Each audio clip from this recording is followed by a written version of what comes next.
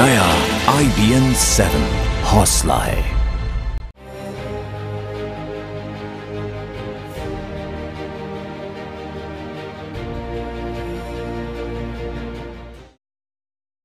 नमस्कार, मैं हूं आपके साथ हिमानी नैथानी।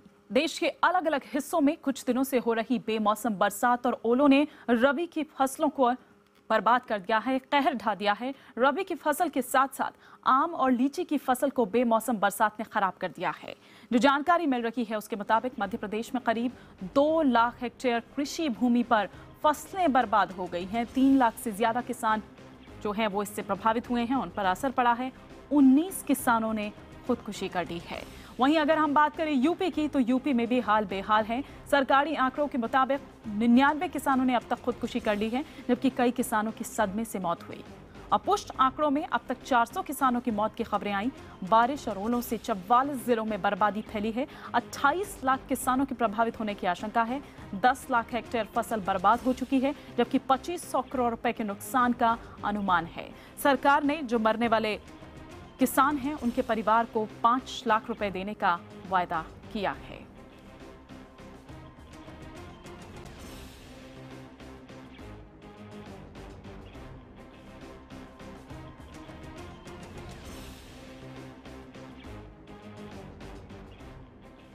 और आपको बता दें कि इस पर हम करेंगे अपने सहयोगियों से विस्तार से चर्चा। मोहाली के छप्परचिड़ी गांव से इस वक्त हमारे साथ जुड़ चुके हैं हमारे सहयोगी अमित चौधरी, और गुजरात के सानंद में मौजूद हैं हमारे सहयोगी जनक दवे। हम आपको दिखाएंगे तस्वीरें कि आखिर किस तरह की तस्वीर जो है वो वहां से निकल कर आ रही है।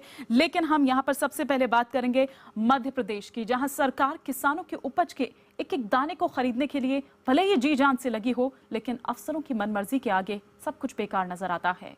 पहले फसल पर बारिश आफत बनकर बरसी और अब खरीदी केंद्र पर किसान बदइंतजामी से दो चार हो रहे हैं। मध्य प्रदेश के नरसिंहपुर जिले में समर्थन मूल्य पर गेहूं खरीदने का मजाक बनता जा रहा है। जिस तरह से खरीद केंद्र पर अनाज को रखा जा रहा है, उससे यही लग रहा है कि किसी को इसे संभाल कर रखने की कोई फिक्र नहीं है। इसी लापरवाही के चलते कई क्विंटल गेहूं बारिश की भेंट चढ़ गया। प्रशासन की लापरवाही के चलते न तो यहाँ से गेहूं उठाने का कोई प्रावधान है और न ही इसे बचाने का कोई इंतजाम। प्रशासन आने चाहिए, अधिकारियों को देखने चाहिए कि यार किसानों की व्यवस्था है, कर्मचारी आदमी कोई किसी तोलने को तैयार नहीं है। बताओ हमारे बोले क्या करें। समर्थन मूल्य पर गेहूं खरीदकर उसकी सुरक्षित ढुलाई की जिम्मेदारी जिला विपणन संघ की। हद तो तब हो गई जब खरीद केंद्रों के पास बनी गोदामें भी खाली पड़ी हैं, लेकिन यहाँ गेहूं नहीं रखा जा रहा है। बारिश की संभावना को देखते हुए हर खरीदी केंद्र पे जो है उसको ढकने की व्यवस्था रखें। फिर भी चूंकि बारिश ज्यादा हो गई, इसलिए किसानों का कुछ खरीदा हुआ गेहूं फिर बारिश हो गई है। सभी अधिकारियों को, तहसीलदार और SDM को निर्देशित किया गया है। गोटेगांव से खबर आई थी करेली से कि वो जो है तत्काल पानी हटवाएं। मध्य प्रदेश में उपज को लेकर नरसिंहपुर हमेशा से अव्वल रहा है, लेकिन क्या किसान, क्या सरकारी गेहूं, सब बारिश और प्रशासनिक लापरवाही का शिकार है। आज बैसाखी का त्योहार है, वो दिन जिसे पूरा पंजाब जो किसान है वो बेहद धूमधाम से मनाता है।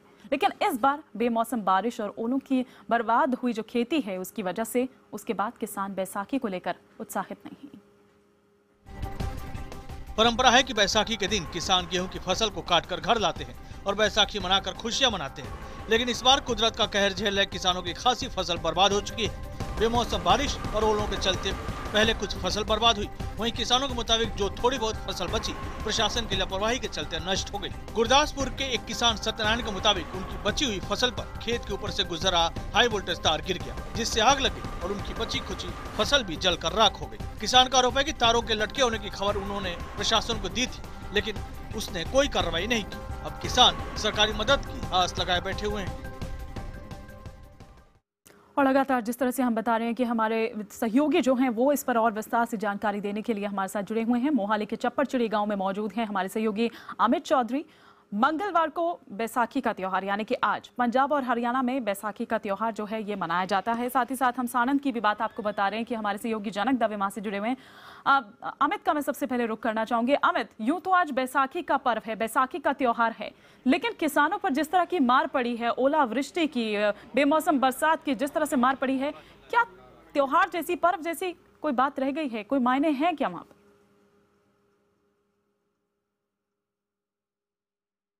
जी बिल्कुल नहीं, बैसाखी का नाम जहन में आता ही पूरी दुनिया के लोगों में के आंखों में जो है ढोल भंगड़ा उस तरह की तस्वीरें तैरने लग जाती है। लेकिन वास्तविकता आज क्या है वो मैं आपको दिखाता हूँ। यहाँ पर आप इस खेत में नजर डालिए, ये पूरी की पूरी यहाँ पर जो गेहूं की फसल है वो नीचे बिछ चुकी है, खराब हो चुकी है, ओले पड़ चुकी है, काली पड़ चुकी है ये जो फसल है। और इस फसल से जो अब आमदनी होनी थी एक इस खेत के जो किसान है उसकी, वो आमदनी जो है उसे नहीं हो पाएगी। ऐसे में अब वो किस तरह से ये इस तरह का ये जो त्योहार है वो मनाए। हमारे साथ खुद यहाँ पर कई किसान मौजूद हैं, इनसे जानते हैं, इनका दर्द जानते हैं कि इतनी परेशानियों को झेलते हुए जब ये लोग फसल लगाते हैं उसके बाद ये हालत। सरदार जी ये बताओ कि कितनी बड़ी मुसीबत आप लोगों के ऊपर आन पड़ी है, और क्या आज आपको लग रहा है कि बैसाखी का त्योहार ही है या फिर आपके लिए एक बहुत ही आज हमारे पे इतनी बड़ी मुसीबत आई है कि जो मेहनत करके हमने कणक पैदा करी थी वो कुदरती तौर पे बिल्कुल खत्म हो गई है। जो 20 क्विंटल का झाड़ था वो अब 10 क्विंटल भी नहीं रहा। बैसाखी को पहले हम बड़े चाव से मनाते थे, मत्था टेक के अपनी कणक को काटने लगते थे, पर आज इसको भी हमारा मन नहीं कर रहा मत्था टेकने के लिए, क्योंकि फसल खेतों में है ही नहीं है। तो ये आप अंदाजा लगा सकते हैं कि एक किसान का दर्द। आप बताइए कि कितने नाज से जब आपने ये फसल लगाई थी और आज क्या हालात हैं? देखिए, जब हमने फसल लगाई थी हमको बहुत चाव था कि हम फसल होगी, पैदा होगी तो उसके बाद कोई काम करेंगे, किसी को शादी करनी है, किसी को बच्चों की फीस देनी है, पढ़ाई के लिए पैसा आएगा। लेकिन अब ऐसा है कि 50% से भी ज़्यादा फसल हमारी बिल्कुल ख़त्म हो चुकी है। कोई यहाँ सरकारी नुमाइंदा आया नहीं है, किसी ने देखा नहीं है कि यहाँ फसल बर्बाद हो चुकी है, कि किसी ने गिरदावरी नहीं की है, कोई पैसा कोई सहूलत हमको गवर्नमेंट नहीं दे रही है। फसल हमारी है, आप देख सकते हैं, जो ये फसल है इसमें दाना नहीं है, हम आपको दिखाते हैं, ये है देखो, इसमें दाना नहीं है, ये बिल्कुल फूस हो चुका है। ये इससे हमको आज कोई बैसाखी के पर्व की कोई खुशी नहीं है। मन को हमको ऐसा है कि एक साल की कैसे निकालेंगे, हम कैसे रोजी रोटी कहाँ से खाएंगे। जी हाँ, बिल्कुल आप समझ सकते हैं कि एक किसान जिन्होंने ये 6-6 महीने पहले ये जो फसलें लगाई हैं, इनकी रोजी रोटी इसी फसल से आए पैसे से चलनी थी। अब रोजी रोटी तो बहुत दूर की बात है, जो पैसा लगाया था वो भी बाहर निकल कर नहीं आ रहा है। सरदार जी आप बताइए, आप लोग बताइए कि क्या चाहते हैं आप लोग इस वक्त? हम इसलिए क्या चाहते हैं, हमारा बहुत नुकसान हुआ है। जिस टाइम हमने फसल की है, हमने बहुत उम्मीद थी हमारी, ये करेंगे, हम ये करेंगे बच्चों के लिए, ये करेंगे, पढ़ाई करेंगे या और चीज़ करेंगे। अभी ये जिस तरह क्वांटल 25 क्वांटल एक किले में निकलने थे, वो अभी अध भी नहीं रहा हमारा, करीब 10 क्वांटल। एक एकड़ में कितना नुकसान हुआ होगा, कितने हजार का नुकसान हुआ होगा आपको? एक एकड़ में हमारा करीब मैं कहना 20,000 का नुकसान हो गया होगा कम से कम, हर एक का नुकसान है। कोई हमारा गवर्नमेंट का नुमाइंदा कोई इधर चेक करने नहीं आ रहा, कोई जब वोटों के टाइम पे हर एक बंदा आ रहा, हम आप वोट पाओ, हम ये करेंगे वो करेंगे, उसके बाद हमारे को कोई नहीं पूछ रहा इधर। तो ये आप अंदाजा लगा सकते हैं कि ये लोग अपने हाल पर यहाँ पर हैं, ना तो कुदरत इनका साथ दे रही है, ना भगवान साथ दे रहा है, और ना ही सरकार इनका साथ दे रही है।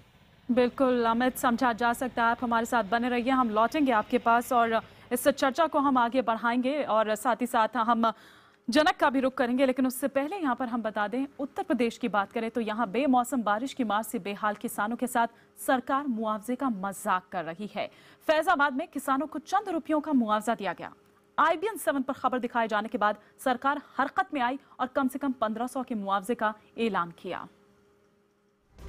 यूपी में समाजवादी पार्टी की सरकार है, लेकिन सरकारी अमला समाज का मजाक बनाने का एक भी मौका नहीं छोड़ता। मामला फैजाबाद के वाजिदपुर गांव का है, जहां राजस्व टीम ने किसानों को मुआवजे के तौर पर 75 रुपए, 100 रुपए और 297 रुपए तक के चेक बांटे। जिले में दर्जनों ऐसे गांव हैं जिसमें प्रशासन मुआवजे के नाम पर किसानों के जख्म पर नमक छिड़क रहा है।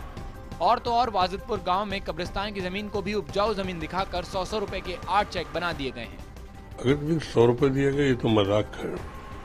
मैं कहता हूँ ऐसे अधिकारी जिन्होंने सब किया है उनके खिलाफ राज्य सरकार को कड़ी कार्रवाई करनी चाहिए, क्योंकि हमारी सरकार किसानों की सरकार है, हमारी सरकार किसानों के हित को देखती है। हमने IBN 7 पर खबर दिखाने के बाद फौरन अखिलेश सरकार हरकत में आई। आनन फानन में उत्तर प्रदेश के मुख्य सचिव आलोक रंजन ने प्रेस कॉन्फ्रेंस कर पूरे मामले पर सफाई दी। इसमें वहाँ संबंधित अभी मेरी कमिश्नर से बात हुई है, उन्होंने संबंधित लेखपाल पद को सस्पेंड कर दिया है, एक्शन ले लिया है। और यहाँ से निर्देश मैंने आज दोबारा अभी पूरे सबको TP मैसेज विशेष करके रिपीट कर दिया है कि किसी भी दशा में किसी को भी 1500 रुपए से कम धनराशि जो है वो नहीं दी जाएगी। आपको बता दें कि यूपी में बेमौसम बारिश से मौत का सिलसिला थमने का नाम नहीं ले रहा है। किसान कहीं प्रशासन की बेरहमी का शिकार हो रहा है तो वहीं बैंक और साहूकारों से लिया गया जो कर्ज है वो उसके लिए मौत का कारण बन रहा है। सरकारी अधिकारियों की संवेदनहीनता के चलते रायबरेली के किसान की रविवार देर शाम मौत हो गई। बेमौसम बारिश में बर्बाद हुई फसल से किसान बुरी तरह आहत था। परिवार और गाँव वालों की माने तो अब तक इस गाँव में कोई भी सरकारी मुलाजिम किसानों की बर्बादी का आकलन करने नहीं पहुँचा। लोगों का कहना है कि अगर हालात ऐसे रहे तो सदमे से और भी किसानों की जान जा सकती है। ये सुबह जो है खेत देखने गए थे, खेतों की स्थिति देख करके और मौसम की स्थिति देख करके इनकी तबीयत वहीं से बिगड़ी। घर आए, रोए चिल्लाए, इनको यहाँ से जो है दवा के लिए हम लोग लेके गए और रास्ते में ही खेत चिल्लाते हुए एक्सपायर हो गए। यूपी के हापुड़ में फसल बर्बाद होने के बाद सदमे से किसान की मौत हो गई। किसान ने बैंक से कर्ज लेकर बड़े ही उत्साह के साथ अपनी फसल बोई थी। उसने मौत से पहले गांव वालों के सामने अपना दर्द बयां किया था। रोते रोते अचानक उसे दिल का दौरा पड़ा और उसकी मौत हो गई। तो ये तो बात हुई रायबरेली की, लेकिन इधर गोरखपुर में भी किसानों को बादल डरा रहे हैं। उनकी जो बची खुची जो फसल है उस पर भी खतरा मंडराने लगा है, क्योंकि मौसम का मिजाज जो है उसको बदलते देख अब वो एक बार फिर से खौफ में आ गया है। एक तरफ जहां बेमौसम बारिश ने किसानों की फसलों को काफी नुकसान पहुंचाया, तो वहीं दूसरी ओर अब बची खुची फसलों के भी बर्बाद होने का खतरा है। आसमान में छाए बादल देखकर किसान खौफ से भर आए हैं। किसानों को डर है कि अगर बारिश हुई तो उनकी फसलें घर नहीं जा सकेंगी। एक बार फिर बारिश की संभावना ने किसानों के सामने संकट खड़ा कर दिया है। इसी वजह से किसान अनाज को घर ले जाने में जी जान से जुटे हैं। इसके लिए तेजी से गेहूँ की कटाई चल रही है। मौसम वैसे खराब हो गया है, कटिया चालू है। अब यही इंद्र भगवान से निवेदन कर रहे हैं कि किसी तरह से कुछ दिन और टरकाएं, क्योंकि हम लोगों का फसल नुकसान हो गया वो इसी तरह पहले से भी। किसानों को डर है कि अगर बची खुची फसल भी बारिश की भेंट चढ़ गई तो उनके सामने खाने के लाले पड़ जाएंगे। वो पहले ही बर्बाद हो चुके हैं, अब आगे थोड़े भी नुकसान से उनका पूरा परिवार संकट में फंस जाएगा। यूपी में मौसम के बदले मिजाज से बर्बाद हुए किसान अब नुकसान के मुताबिक और वक्त से मुआवजा न मिलने से नाराज हैं। इनके गुस्से का शिकार आम जनता को भी होना पड़ा, क्योंकि सरकारी रवैये से नाराज किसान अब अपनी आवाज बुलंद करने के लिए सड़कों पर उतर आए हैं। बेमौसम बारिश के कहर से यूपी में हर तरफ किसान बेहाल हैं। अब वो अपना गुस्सा सड़कों पर उतरकर जता रहे हैं। बेमौसम बारिश और ओलों की मार से बेहाल किसानों ने आज यमुना एक्सप्रेसवे पर प्रदर्शन किया। किसानों के प्रदर्शन के चलते यमुना एक्सप्रेसवे पर लंबा जाम लग गया। प्रदर्शन कर रहे किसान बर्बाद फसलों के लिए उचित मुआवजे की मांग कर रहे थे। प्रदर्शन कर रहे किसानों का आरोप है कि सरकार उन्हें मुनासिब मुआवजा नहीं दे रही है। घोषित कागजों में गलतियां है, लेकिन कोई जमीनी तो कोई कार्य हुआ ही नहीं है। कोई गांव में कोई आया नहीं है, कोई जांच नहीं, कोई अधिकारी नहीं आया, किसी को 2 पैसा दिया नहीं है अभी तक। किसानों का कहना है कि उनकी पूरी फसल बेमौसम बारिश और ओलों की भेंट चढ़ गई, लेकिन प्रशासन है कि सुनवाई नहीं कर रहा। प्रशासन के गैर जिम्मेदाराना रवैये के चलते ही उन्हें सड़क पर उतरना पड़ा। किसानों का साफ कहना है कि जो मुआवजा मिल रहा है वो नुकसान के मुताबिक नहीं है। तो लगातार हम इस पर चर्चा कर रहे हैं। हमारे दोनों सहयोगी हमारे साथ जुड़े हुए हैं। एक और सहयोगी मुगालिया कोट से हमारे साथ मनोज शर्मा जुड़ चुके हैं और जनक दवे का भी हम रुख करेंगे आगे। जी हाँ, हम आज यहाँ पर ये कह रहे हैं बैसाखी बड़ी उदास है। उदास इसलिए क्योंकि जिस तरह की मार किसानों पर पड़ी है, क्या वाकई में त्योहार जैसा कुछ रह गया है? हमारे तमाम सहयोगी हमारे साथ बने हुए हैं। जनक दवे का इस वक्त मैं रुख करना चाहूंगी। जनक, चूंकि प्रधानमंत्री खुद वहीं से आते हैं और तमाम दावे जो किए जाते हैं, तमाम बातें जो कही जाती है, क्या इस तरह की प्राकृतिक आपदा जब आती है जमीनी हकीकत क्या है और कितना किसानों का दुख क्या वाकई में सरकार समझ पाती है?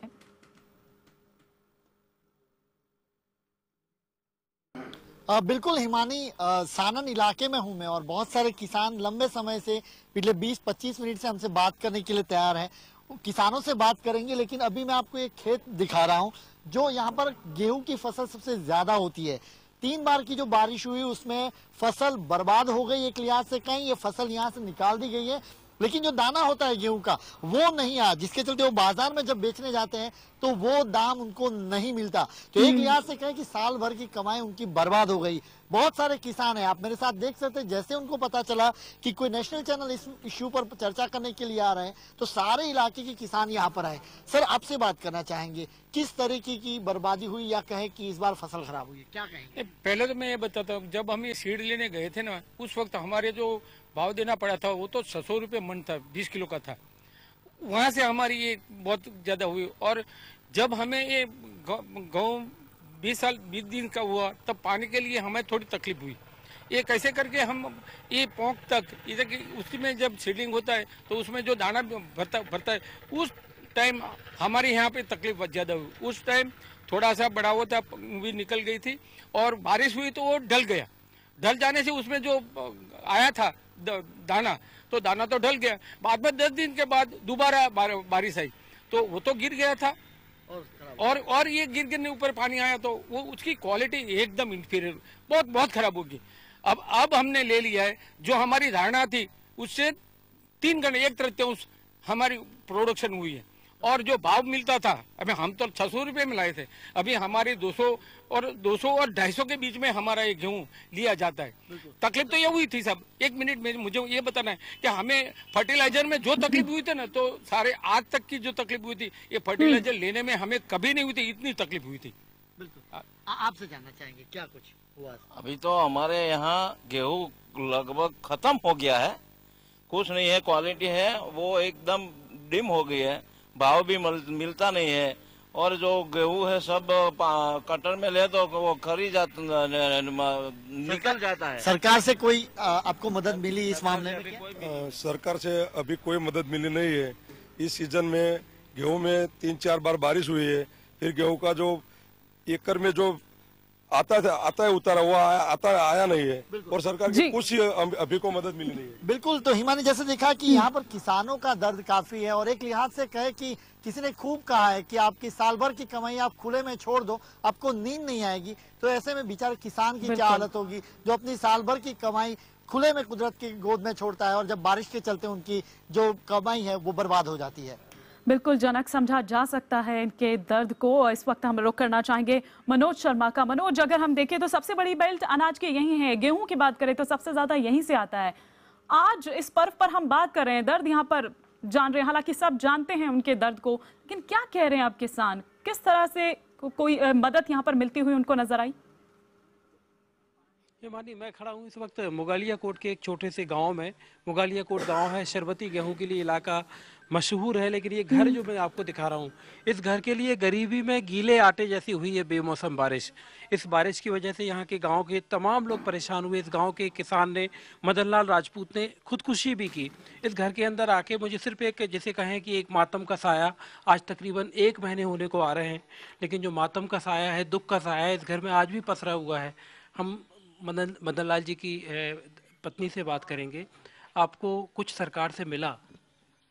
कुछ नहीं मिला सरकार से, हमें सरकार ने कुछ भी नहीं दे रहा, मदद ही नहीं करी।